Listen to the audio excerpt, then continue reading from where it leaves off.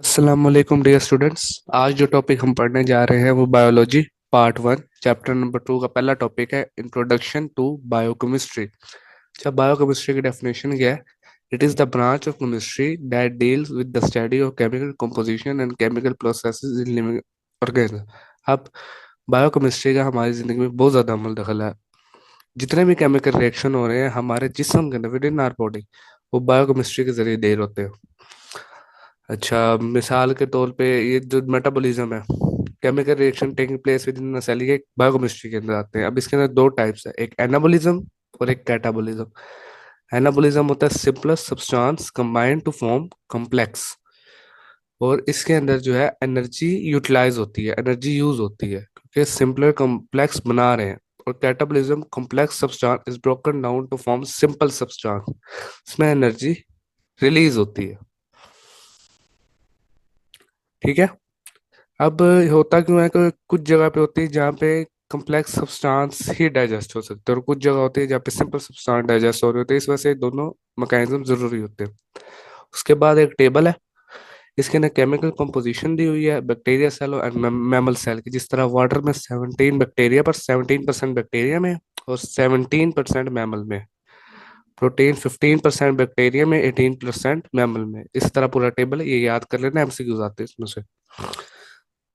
अच्छा, catabolism, anabolism, metabolism, biochemistry की definition, उसकी ज़रूरत, इंपॉर्टेंट। इस तरह के सारे केमिकल रिएक्शन बॉडी के अंदर हो रहे होते हैं तो वो बायोकेमिस्ट्री डील करता है। अब जो केमिकल कंपाउंड है ना, वो दो ग्रुप्स के अंदर क्लासिफाइड हुए हैं। एक organic, organic compound means hydrocarbon, hydrogen और कार्बन।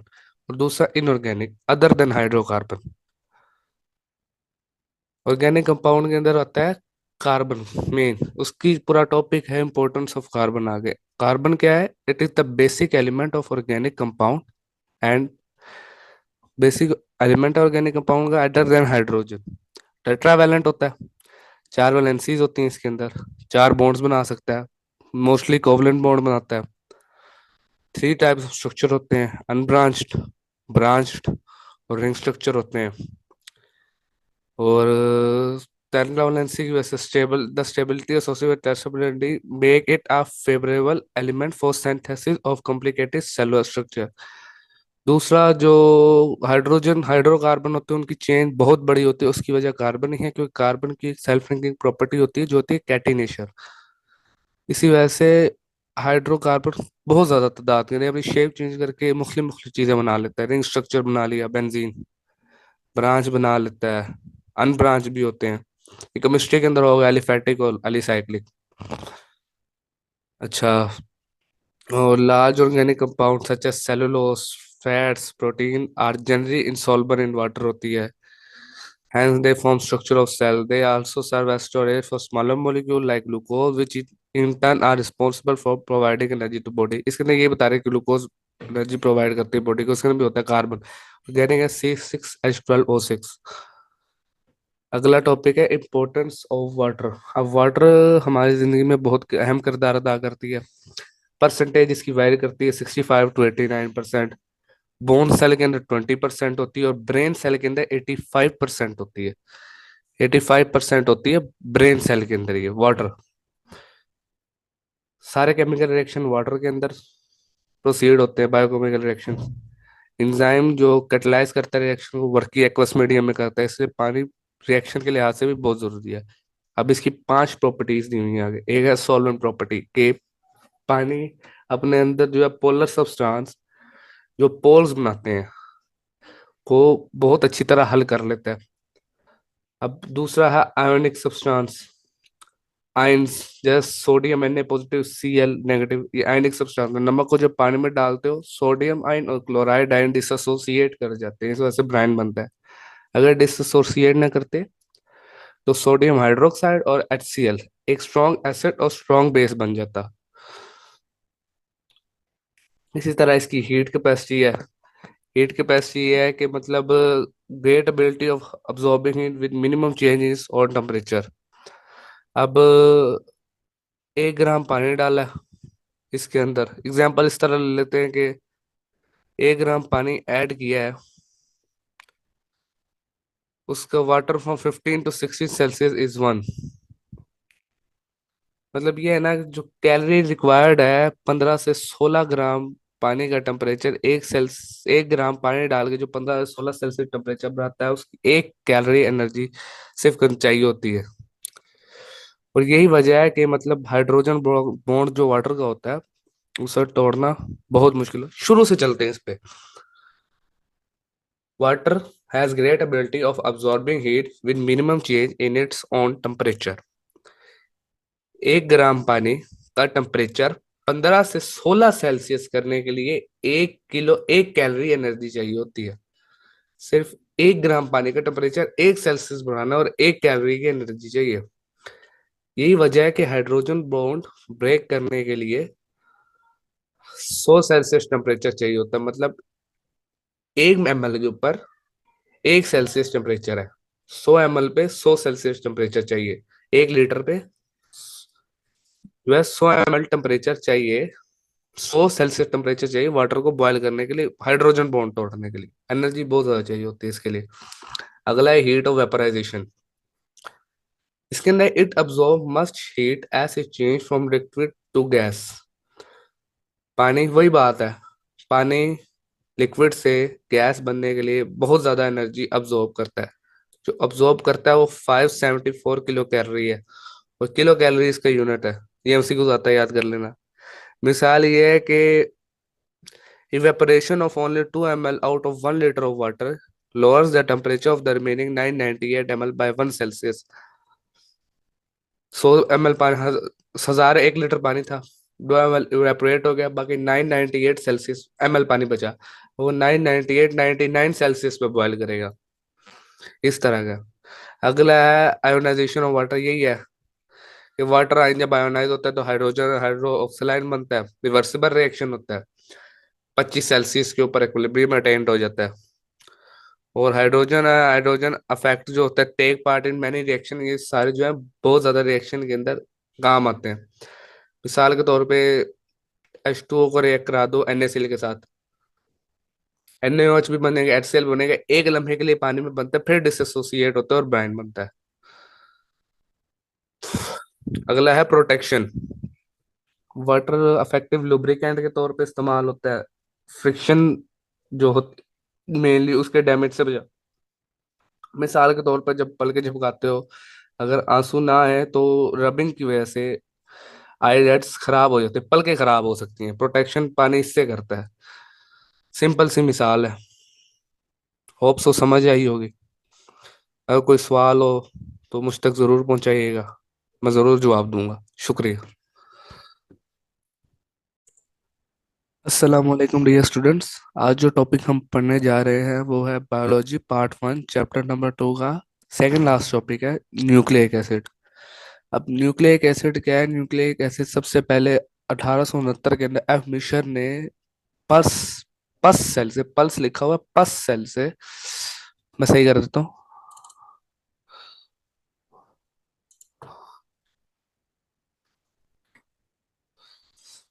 पस सेल के न्यूक्लियाई के अंदर से निकाला, डिस्कवर किया था। अब इसका नाम न्यूक्लिक एसिड कैसे पड़ा? एक तो ये पस सेल के न्यूक्लियस न्यूक्लियस से निकला था, न्यूक्लियाई से, और इसकी एसिडिक नेचर की वजह से इसको न्यूक्लिक एसिड का नाम दिया गया। अब न्यूक्लिक एसिड दो टाइप के हैं, DNA और एक RNA।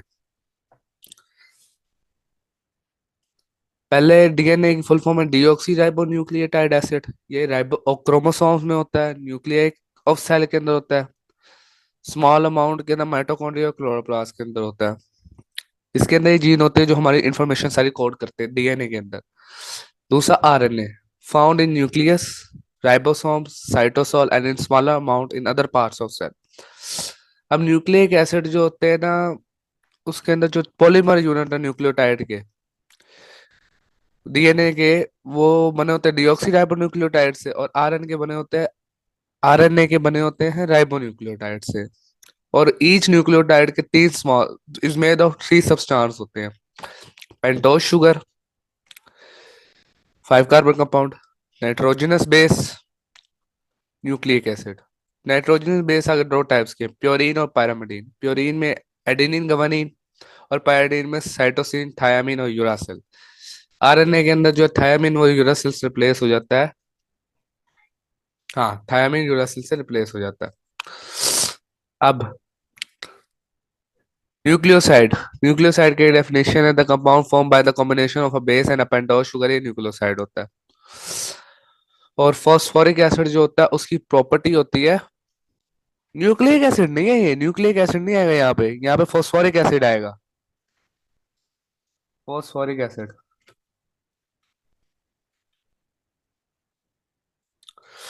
फॉस्फोरिक एसिड और नाइट्रोजनस बेस अब आगे दो टाइप्स के हैं। प्योरीन पैरामीटर ये बता दिया। Nucleoside compound from the coordination combination of base and a pentose sugar. और फॉस्फोरिक एसिड प्रॉपर्टी की प्रॉपर्टी होती है वो ईस्टर बॉन्ड बनाया था OH ग्रुप के साथ। ये डायग्राम किताब में बनी होगी, अब यहाँ पे पेंसिल से सही नहीं बनेगी अगर मैं बनाऊंगा तो। डीएनए, अब डीएनए अरविंद चारगिफ ने 1951 के अंदर प्रोवाइडेड द डेटा रेशियो बताई थी उसके अंदर के कितनी रेशियो के अंदर होते हैं। अब इसके अंदर एडेनिन की तादाद थायमिन के बराबर होती है, साइटोसिन की तादाद गुआनिन के बराबर होती है। डीएनए में, आरएनए के अंदर एडेनिन यूरासिल के इक्वल होता है, थायमिन रिप्लेस हो जाता है।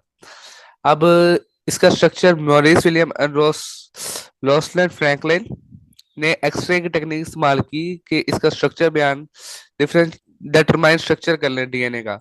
उसी वक्त वाटसन और क्रिक ने मॉडल डीएनए डीएनए का मॉडल बना लिया था।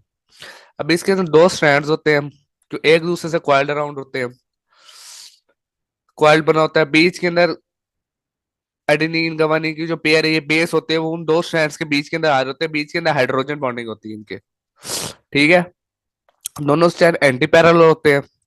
जैसे एडेनिन ऑपोजिट टू थायमिन होती है, मतलब तादाद में इक्वल होती है, दोनों का बॉन्ड बनता है। और साइटोसिन ऑपोजिट टू गवानीन होते हैं। और दो हाइड्रोजन बॉन्ड एडेनिन थायमिन के दरमियान होते हैं और तीन हाइड्रोजन गुआनिन और साइटोसिन के दरमियान होते हैं। अगर आरएनए होगा तो यहाँ पे आरएनए के ना सिंगल स्ट्रैंड होता है, डबल स्ट्रैंड वाला सीन ही नहीं है।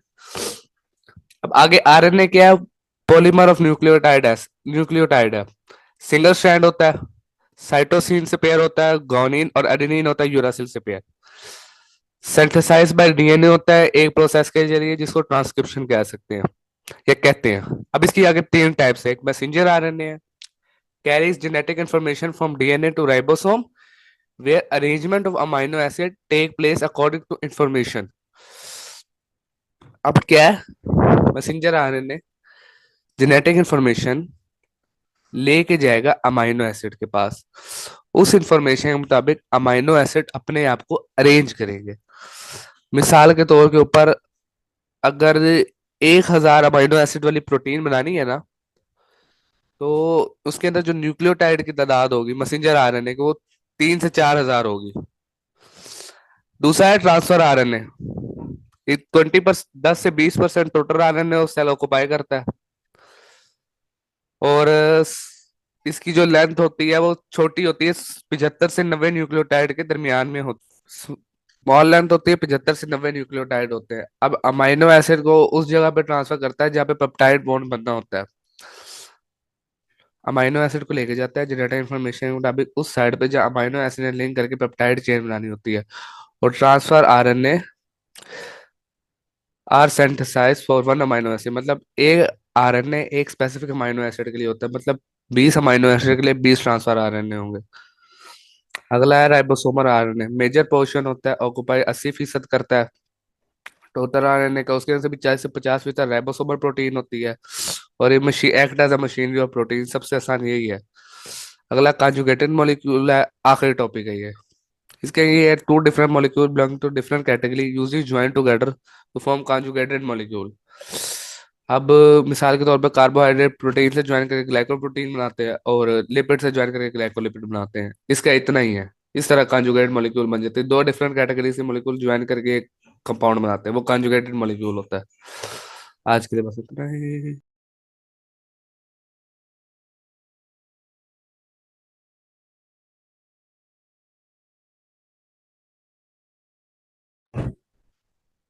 अस्सलाम वालेकुम डियर स्टूडेंट्स। आज जो टॉपिक हम पढ़ने जा रहे हैं वो biology part 1 chapter number 2 biology biological molecule का टॉपिक कार्बोहाइड्रेट है।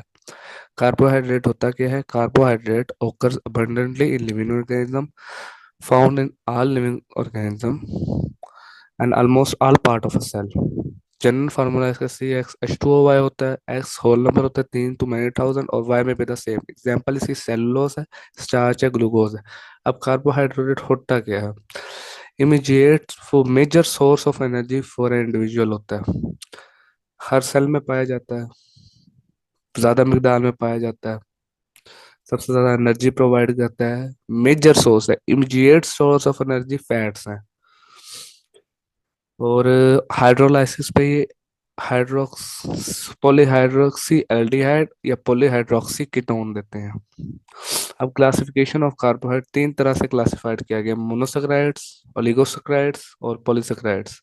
मोनोसेक्राइड्स क्या होते हैं? सिंपल शुगर होते हैं, हाइड्रोलाइज नहीं होते, 3 to 7 compound, 3 to 7 carbon atom वाले फाउंड होते हैं, स्वीट इन टेस्ट होते हैं, सॉल्युबल इन वाटर होते हैं, हाइड्रोलाइज नहीं हो सकते क्योंकि सिंपलर शुगर है।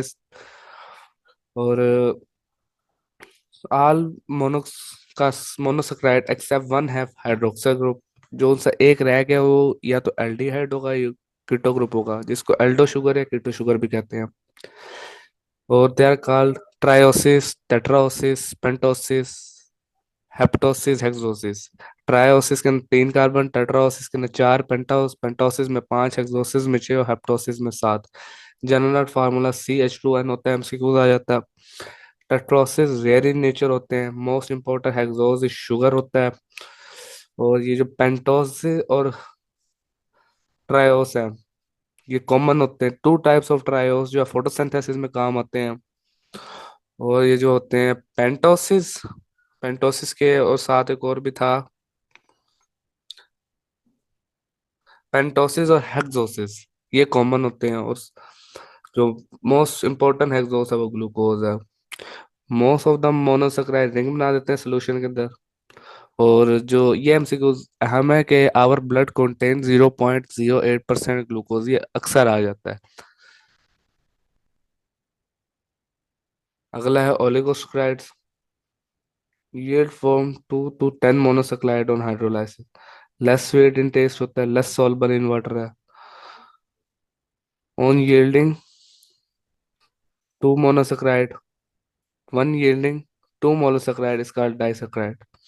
The covalent bond between 2 monosaccharide is glycosidic bonds.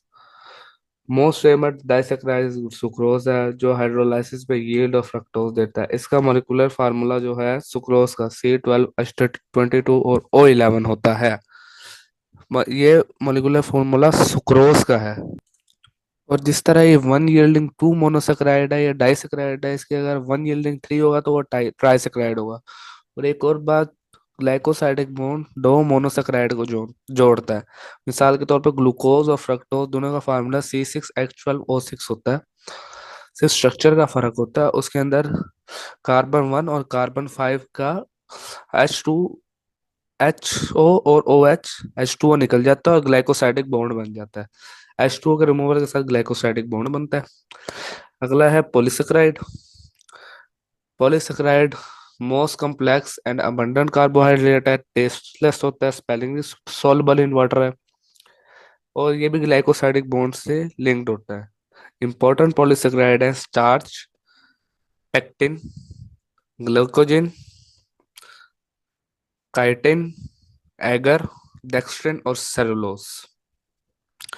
ये ब्रांच होते हैं और टेस्टलेस होते हैं, पहले जैसे बताया होगा मैंने। हाँ, ब्रांच होते हैं और टेस्टलेस होते हैं। अब इसकी आगे 3 टाइप्स हैं स्टार्च। पहली, found in fruit, grains, seed, tubers. Main source of carbohydrate for animal और हाइड्रो है। हाइड्रोलाइसिस पे ग्लूकोज ईट करता है। अब स्टार्च 2 टाइप्स की है, एक amylose, unbranch chain of glucose soluble in hot water, और amylopectin, branch chain of glucose and insoluble in hot और कोल्ड वाटर। और आयोडीन के साथ ब्लू कलर देता है। अब जोन सा है ना अनब्रांच्ड, वो तो अनब्रांच्ड है, वो तो सीधा स्ट्रक्चर आता है, मतलब ये सी आया, इस तरह फिर दूसरा सी आया, फिर इस तरह तीसरा सी आया, ये साइड पे HOH,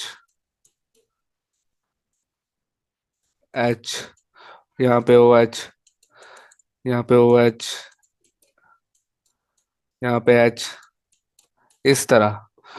न्यून सा होता है ब्रांच स्ट्रक्चर, वो होते हैं रिंग स्ट्रक्चर, जैसे यहाँ पे फिर पहले ओ लगा होगा, फिर यहाँ से यूं स्ट्रक्चर निकलेगा, यूं से यूं बनेगा। शायद ये पता नहीं फ्रक्टोज का बना दिया मैंने, इस तरह होता है वो यूं होता है ग्लूकोज का।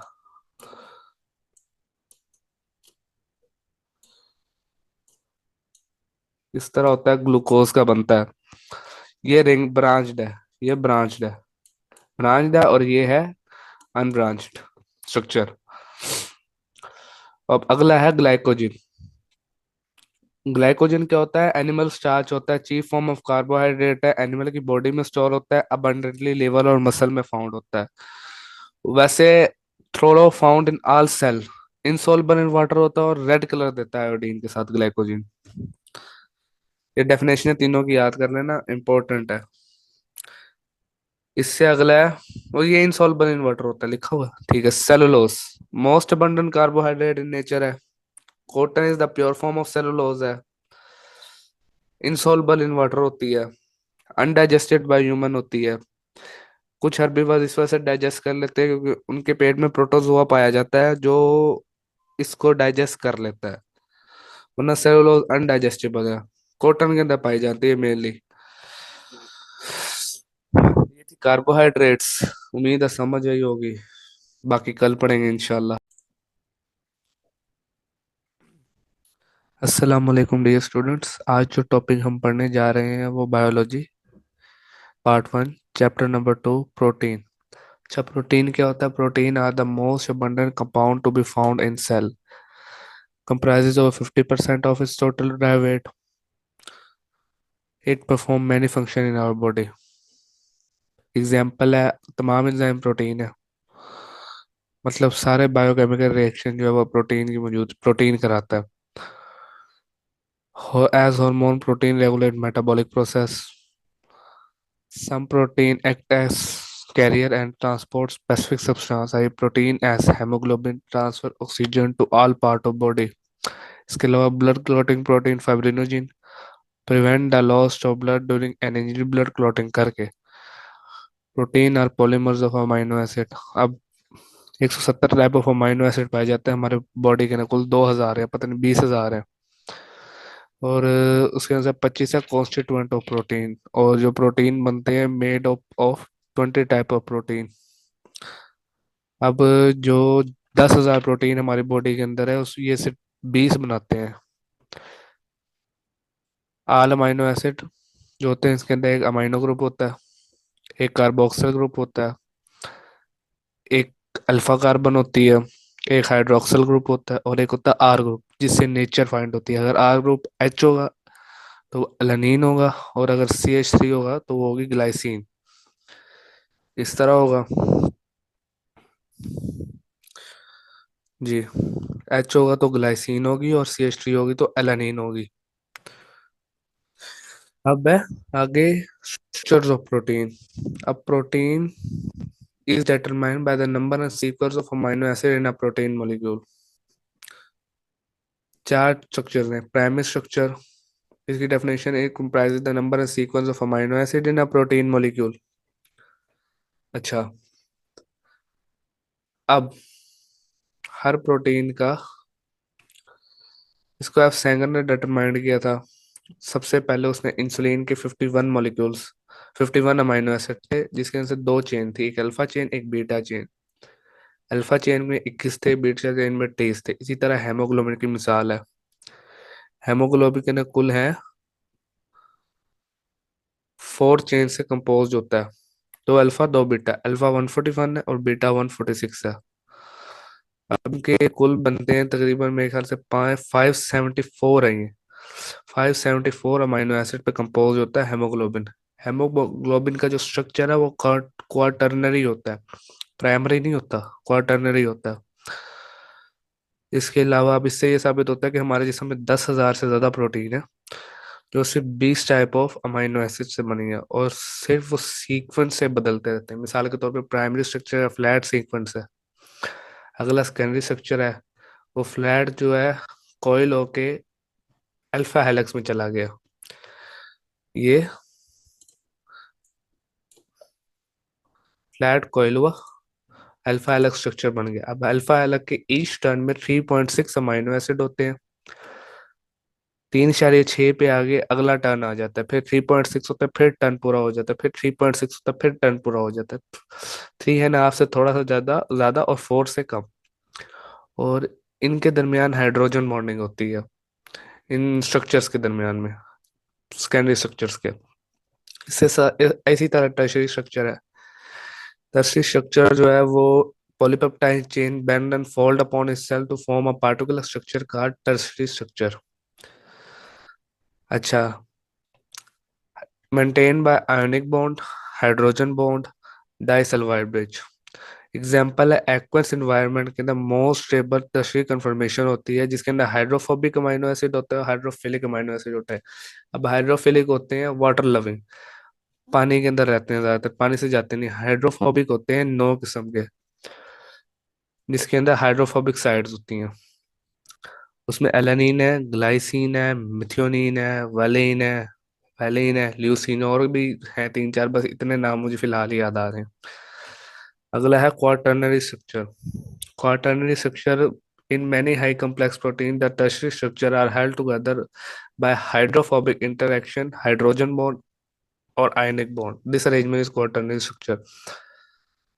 मतलब यही है कि जो टर्शियरी स्ट्रक्चर है ना, उसको हेल्ड किया होता है हाइड्रोफोबिक इंटरेक्शन से, या आयनिक बॉन्ड से, या हाइड्रोजन बॉन्ड से। उस तरह के अरेंजमेंट को कहते हैं quaternary structure.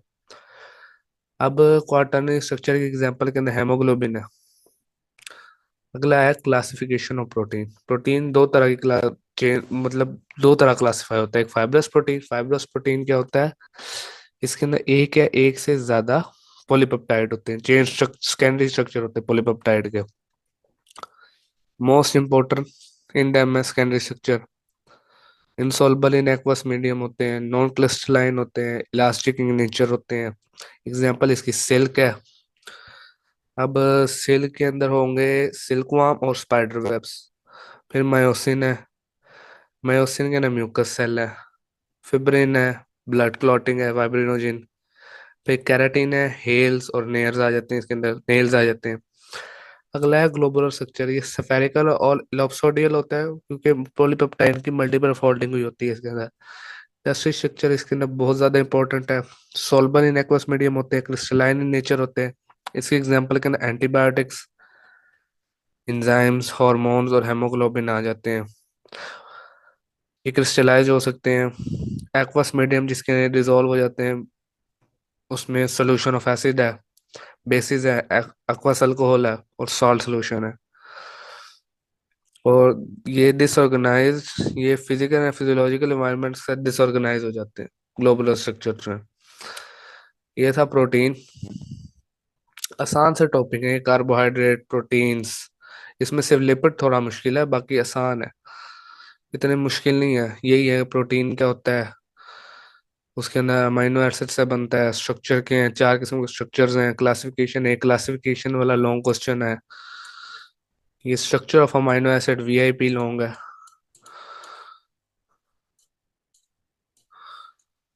VIP long question है, ये लाजमी याद करना। इससे अगला एक टॉपिक है डीएनए वाला। उसके अंदर मतलब सीक्वेंस बताया हुआ है, उसका नाम है, नाम क्या उसका, ऊपर रहेगा। इससे अगला टॉपिक है डीएनए वाला। वो काफी ज्यादा इंपॉर्टेंट लॉन्ग है, वो आ जाता है डीएनए, डीऑक्सी और RNA, messenger RNA, nucleic acid. ये लॉन्ग काफी इंपॉर्टेंट है, ये कल पढ़ाऊंगा। उसके अलावा कंजुगेटेड मॉलिक्यूल है, वो एक कंजुगेटेड मॉलिक्यूल की डेफिनेशन है, वो शॉर्ट के अंदर आ जाती है, वो कल इसके साथ ही कर लेंगे। इंशाल्लाह कोई चीज़ समझ ना आई हो तो मुझसे सवाल जरूर करिएगा, मैं जवाब दूंगा।